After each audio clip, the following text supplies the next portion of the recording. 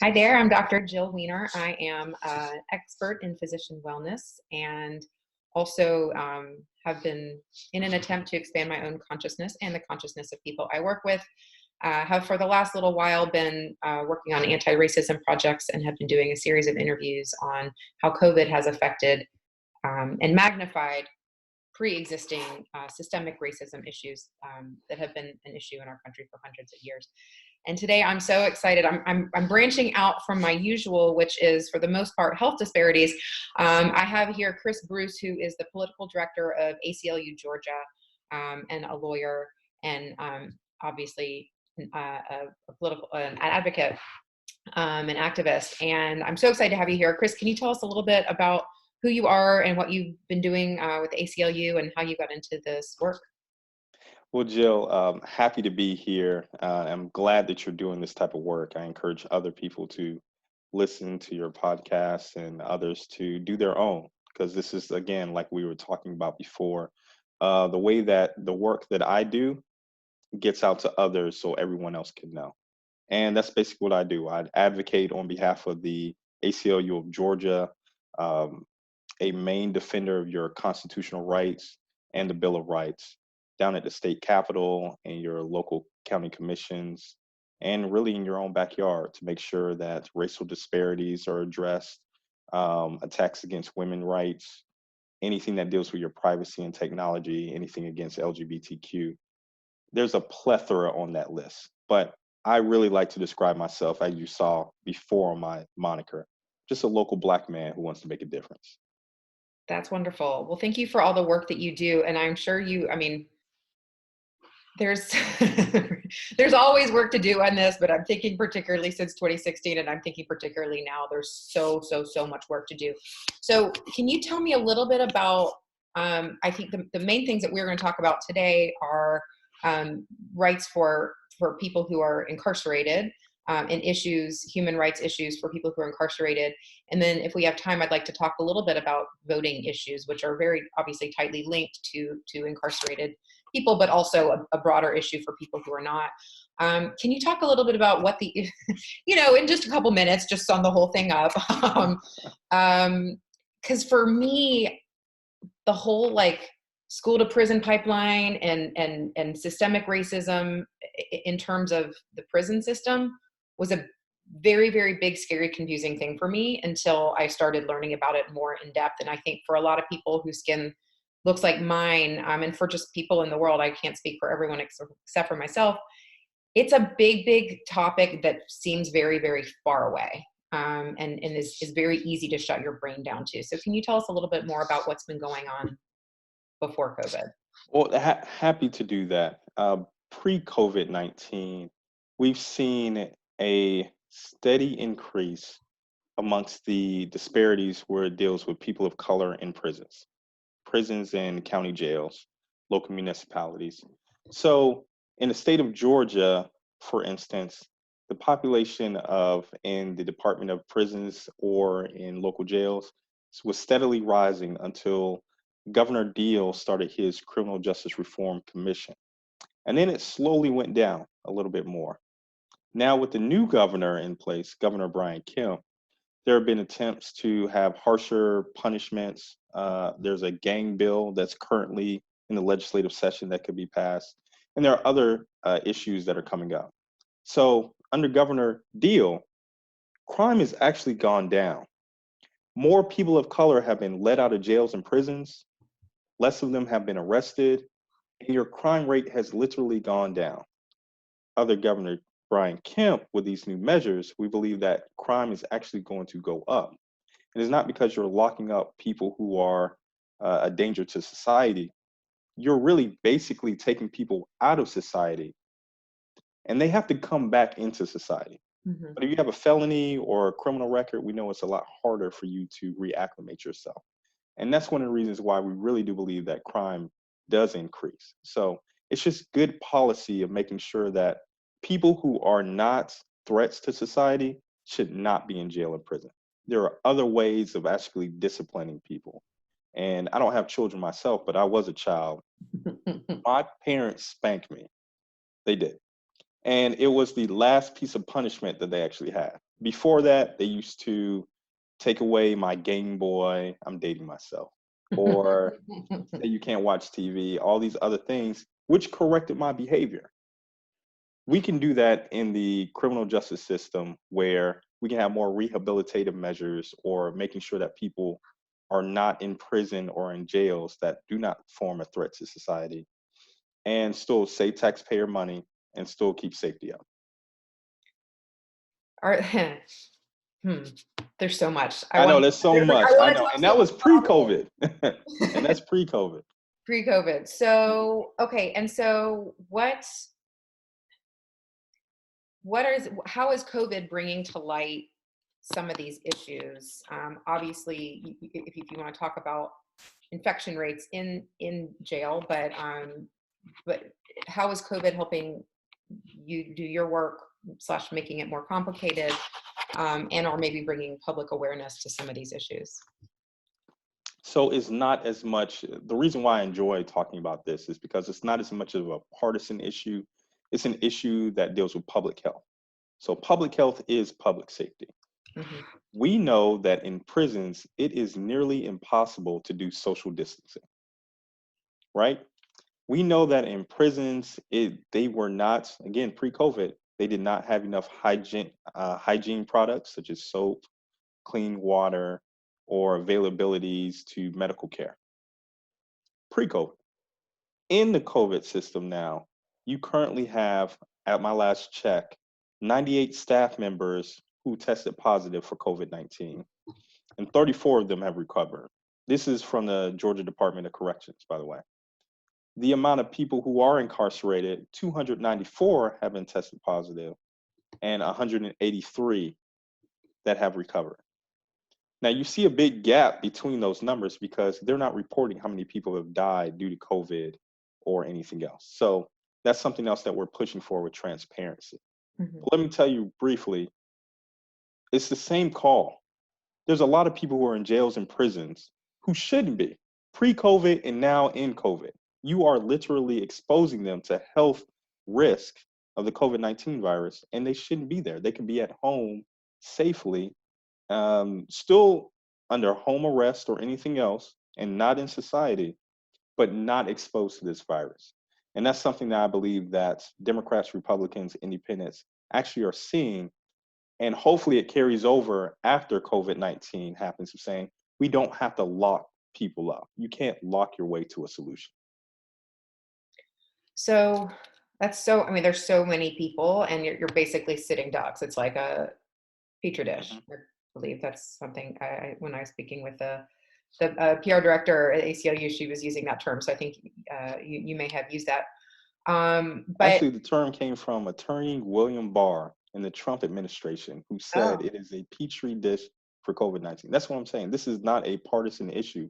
Everyone recognizes that you are at risk if you are under governmental correction in a prison or a jail. so what are some other programs that are out there to help uh, discipline? Using your example of when you were a child, what are some things that we can do instead of locking people up? Because I think people like to think that that's the only option. And this is where I encourage everyone to go to our website, acluga.org, and you Mhm. can find a list of advocacy tools to deal with this. In this particular instance, your local county jail or is typically controlled by your local sheriff, who is a constitutionally elected officer. So you need to talk to your sheriff of saying, what procedures do you have in place for COVID-19? And there's some sheriffs who are completely open and transparent about that. So for example, in DeKalb County, Sheriff Maddox actually invited me to tour the DeKalb County Jail. And she said, this is the procedure that we go through to make sure that people in the jail are safe. And that's dealing with the people who are incarcerated and also the staff members. They're taking people's temperature, they're doing tests with them when they are actually coming into the jail. And while they are in jail, they have ample supply of clean, hygienic products. There have been other sheriffs around Metro Atlanta and throughout Georgia who have not released the COVID-19 plan. That's dangerous. You have to have a plan. Hmm. and who have not confirmed exactly what they're going to do to combat the virus. And in these places, we've actually seen a spike in COVID-19 cases. Okay. And from what I've seen, like in Cook County Jail, that was one of the first big clusters of cases in Chicago, where that's where I did my Hmm. medical professional life, was in Okay. Chicago. And so yeah, so I mean, it's a huge risk factor, because again, you can't do any of the things that we're in. What are your thoughts about people who are not locked up, who are still not social distancing? Do you have thoughts about that? I mean, that might be unrelated, Well, but are you kind of like, no, it "Oh, really is. freedom, please use it"? So for me, I'm not locked up, but I stay in Midtown and I stay right outside of Piedmont Park. And I see so many people at Piedmont Park who are not wearing masks, who are gathering, who are just having the best time playing kickball or football. I'm Mm-hmm. just saying to myself, there is no way we're going to be able to get out of this anytime soon if people continue to not follow CDC guidelines. So it's scary. Yeah. It really is scary. And I'll be honest with you, I love Atlanta. I love Georgia. I don't want to move. I've lived in 7 different states. And I love Chicago too. Like, I think Chicago is the second best city outside of Atlanta. When Governor Brian Kemp said that he was lifting his stay at home order, I thought to myself, maybe it's time to leave. Maybe it's actually time to go. Because I remember House Bill 481, the abortion ban bill that was passed over a year ago. Mm-hmm. And I was the one of the adamant proponents for saying we need to stay and fight and correct everything that's happened. Right. That's the gang bill. It seems that sometimes leadership really does not care about the lives of the general population here.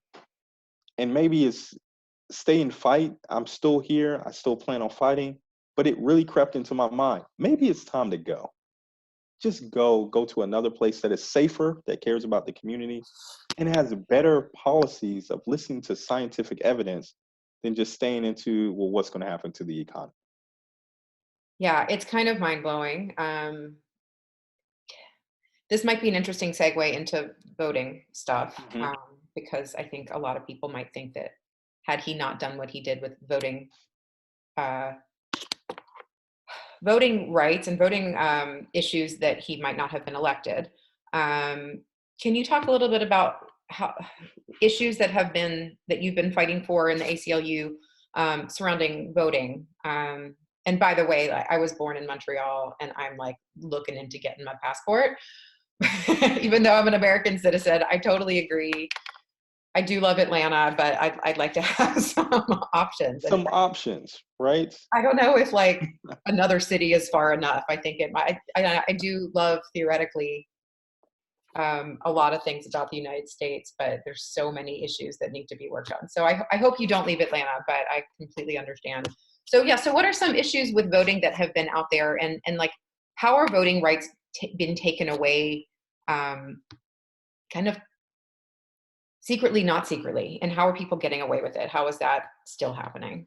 So I could talk for hours about this. So I'm going to condense it all into a brief segment because, like with jails and prisons, there was a problem pre-COVID. Hmm. Right. There was a problem pre-COVID with voting rights as well. So in Georgia, we've been dealing with this since Georgia's become a state in the Union or the Confederate States of America. Um, and into the latest, after the Civil War in 1877, Georgia had a constitutional convention. Why? Because at that time, everybody could vote after the Civil War. Remember, African Americans were enfranchised, and they were actually sending African Americans to Congress to represent Georgia. Georgia, in all its wisdom, decided on coming together and saying, we're going to start implementing voter suppression laws. This is one of the beginnings of it in our state. So they implemented a poll tax. They implemented moral turpitude, which says if you've ever been committed of a crime of a felony, then you're stripped of your right to vote. And they've also invented literacy tests and grandfather clauses like they did around the rest of the South. We've been steadily trying to take those back. And these are clearly racist measures. I mean, you can look at the documents of saying, how can we make sure that Black people are not allowed to vote in this state? So it's just morphed since 1877 to what we have now, such as exact match when they say, well, your signature doesn't match, so we're going to kick out your ballot. Or other issues where you have to cure your ballot because you didn't put in the right type of information. That's pre-COVID. Now, under COVID-19, you really don't have that communication that you would have with poll workers or the Board of Elections of answering your questions. So now you have confusion, like we had talked about before. You have some people reporting, like the post office or newspapers are saying, if you turn in your ballot without a stamp, we're still going to deliver it. And we're just going to bill the county or some other municipality jurisdiction. And you have other government entities are saying, no, you need to put a 55-cent stamp on it. Nobody knows. And that's the type of clarification that is needed, because with confusion, you just have some people who are saying, my vote's not going to count. And that's where we do not need to be in a democracy. Everybody who is a citizen in the United States should be able to vote. And we need to work as much as possible to make sure that happens. Do you think that I think it's like everything. I mean, applying for SBA loans and stuff, and that's a whole issue that I spoke with our state congresswoman Darshan Kendrick about, access to that funding. Mm-hmm. But then when you get it, still no one knows what you can do with it, and so that there's so much confusion. I think, and that's a top down thing with our country right now. Do you think that absentee balloting, how do you think that I guess our primary is supposed to be in June still? I don't even know. Correct, June 9th. I actually early voted like the day before it all shut down. So I was able to vote. And Smart. There we go. but so it's June 12th. So how do you think that is going to work? Or maybe you know exactly how it's going to work. And then do you think for November, can we have a presidential election? What do you think is going to happen? I know that's a lot more conjecture, but is that going to be, what are some of the constitutional and voting right issues that might come up with that as well? Well, Jill, I wish I knew what was going to happen come June 9th now it's the presidential and general primary. So if you voted for the presidential, when you go and you vote, now you're just voting for general primary candidates. So hopefully the Secretary of State does not screw that up. So you're not supposed to be able to vote twice for your presidential nominee. One vote. I did not vote early. I normally do, but I was so busy. So now I get a chance to vote for the presidential and the general. So everybody else who's on the ballot, everybody who's on the ballot for the primary election, which you do have a Senate race A, and typically your local sheriff, your local, some DAs, your state representatives and state senators. That will all be on the ballot. I don't know. I really don't know how it's going to go. And I wish I could assure the people I can tell you what we're fighting for. Yeah. I can tell you that we're fighting for people to have prepaid postage so they can send in their mail-in ballots without a penalty. Like something that simple so they can be able to vote.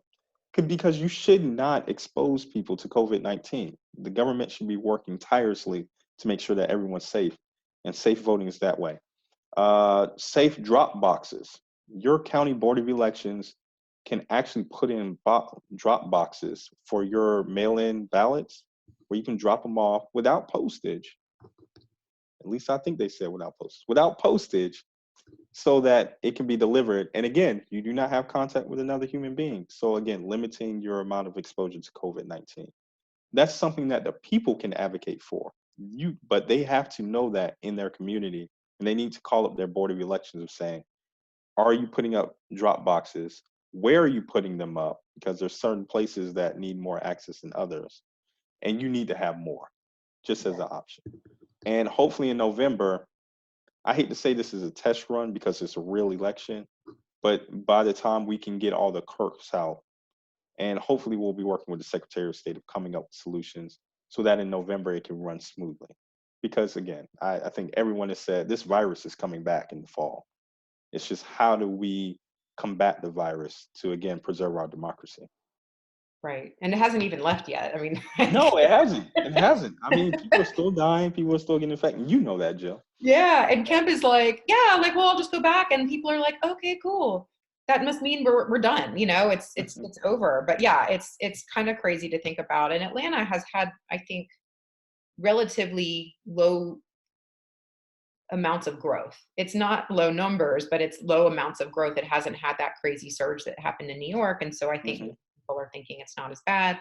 But I'm hearing about more kids getting sick. I mean, it is not Hmm. just for old people. And I think, unfortunately, this country has a very bad history of deciding whose lives they think are expendable and whose bodies are not sacred just for being human, you know? And Right. so I think people have that weird sense of it's not me, it's them. So I don't have to worry about it. Um, all right. Well, I think that probably is close to all the time we have. Is there anything else that you want to share? What people can do at home? So you mentioned contacting their sheriff and making sure they have a COVID plan.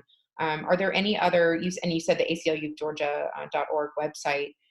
What can people do to learn more about these issues? Because I mean, the criminal justice system, it's mind-blowingly, bogglingly, Hmm. got issues and got issues is the understatement of the year. Um, how can people learn more about what's been going on, voter rights suppression? What do you recommend people do to educate themselves? Well, listen to your local media, of course. I do the same. I listen to NPR every morning, read the AJC, New York Times. But really, this is, again, another plug for go to the ACLUGA.org website. And we do a great job of posting things. In fact, we're coming up with a campaign website of how you can advocate against your sheriff, advocate for your state representative like Darshan, or your state senator, and really pick the right people to go into office to make the right policies that are for the betterment for all of Georgia. So I'll leave everyone with this email address. It's political, POLITI. Oh man, I was about to spell political wrong. Um, at ACLUGA.org. Okay, I'm writing it down. I'll Yeah. put it in the show notes or whatever. This is going to be on. Okay. So I'll put that in the ACLU Georgia website on there. Um, Hmm. Wonderful. Well, Chris, thank you so much. The political director of the ACLU Georgia, taking his time to talk to someone like me. So I appreciate it. Thank you so much for everything that you do to make this world a safer, more just place for everybody. And I hope that you stay safe and healthy. And thanks again. Same to you, Jill. Continue doing what you're doing and have me back anytime. I'd, Love doing this. I'd love to. Thanks so much. Okay. Thank you.